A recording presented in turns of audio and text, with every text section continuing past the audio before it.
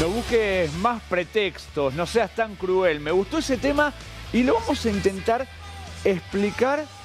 Ese tema tiene mucho que ver con lo que les voy a decir. No busques más pretextos, no busques más excusas.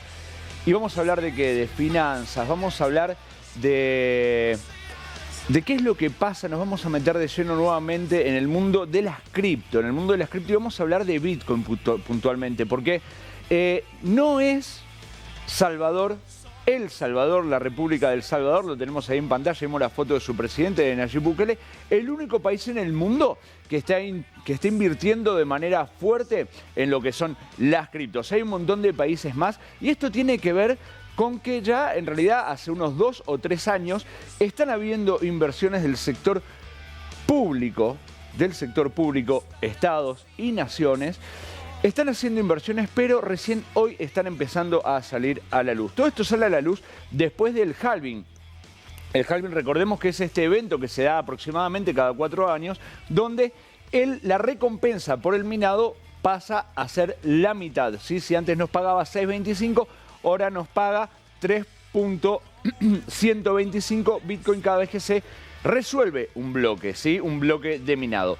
Entonces, ¿qué es lo que pasa? Se empezó a filtrar información que muchos estados estarían invirtiendo hace muchos años en criptomonedas, principalmente en Bitcoin. ¿Y para qué lo hacen? ¿Sí? Para poder hacer que los fondos de pensiones tengan mayor rendimiento. Sí, me escuchaste bien, los fondos de pensiones. ¿Qué son los fondos de pensiones? Son los fondos jubilatorios, ¿sí? Que en el caso de Argentina son netamente públicos, pero en el mundo, en muchísimos países, son mixtos. Podés elegir o privado o público. Y el caso del mayor exponente en inversiones de fondos de pensión en criptomonedas es Estados Unidos, aunque usted no lo cree. Estados Unidos es el país que más inversiones tiene en sus estados, ¿sí? Que lo componen en porciones de inversión de sus fondos en criptomonedas, ¿sí? Juegan mucho con una empresa que es MicroStrategy, que es una de las grandes jugadores del mundo cripto, y empiezan a aparecer los primeros números. Las primeras inversiones de estos fondos de inversión arrancaron allá por el 2021 y ya están con más de 1 por 40 en ganancias, ¿sí? Escucharon bien, más de 1 por 40. ¿Qué es lo que quiere decir esto?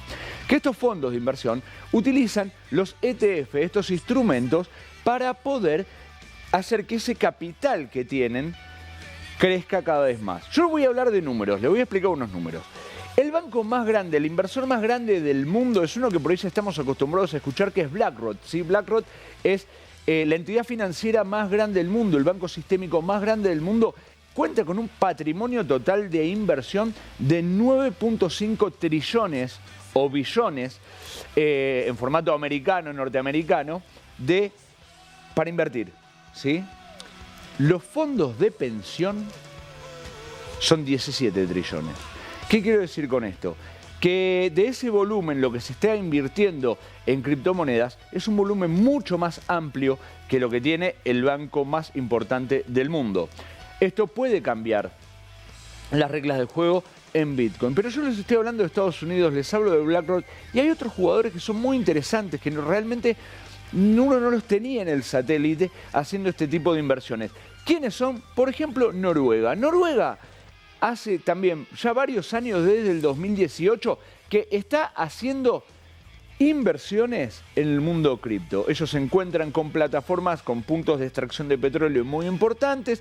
Estos fondos de pensiones empiezan a invertir ahí y aparte de hacer eso dicen, bueno, che, ¿y si metemos un poquito más con el tema de las cripto? A ver cómo va, cómo nos rinde, y realmente los rendimientos que tienen son tremendos, ¿sí? Son tremendos. Tienen rendimientos de más del... Escuchen esto, este número, más del por 60. ¿Qué sería esto?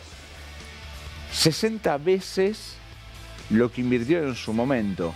Hoy los rendimientos que le está dando son tremendos, son realmente muy importantes. Por ahí se hablaba en un momento de Nayib Bukele que decían, no, bueno, en El Salvador, ¿cómo puede ser que haya curso legal para Bitcoin? Que cómo puede ser que una porción del tesoro él lo haya comprado. Hoy realmente el dinero que ha ganado El Salvador por haber hecho esa jugada en su momento no tiene comparación. Es una de las inversiones que más renta le generó a El Salvador. Entonces, ¿qué quiero decirles con todo esto? Si uno se mete hoy en el mercado cripto, empezás a ver el mercado cripto, ¿qué es lo que sucede? Vas a ver que cripto viene para la cripto madre, el Bitcoin viene para abajo, ¿viste? Viene para abajo, viene para abajo. ¿Por qué? Porque sucedió el halving. Y ya dijimos, cuando sucede el halving, ¿qué es lo que pasa? La recompensa que nos pagan los mineros a los mineros por el trabajo se parte a la mitad.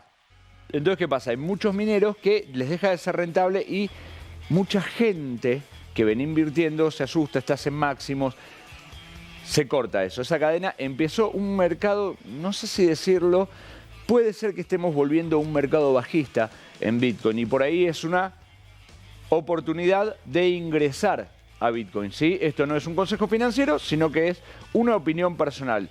Podemos llegar a estar en, digamos, una antesala de un pequeño mercado bajista, como sucede después de cada halving, y nos da posibilidad de ingresar para luego, después que venga el mercado alcista. Entonces, estar atentos con esto.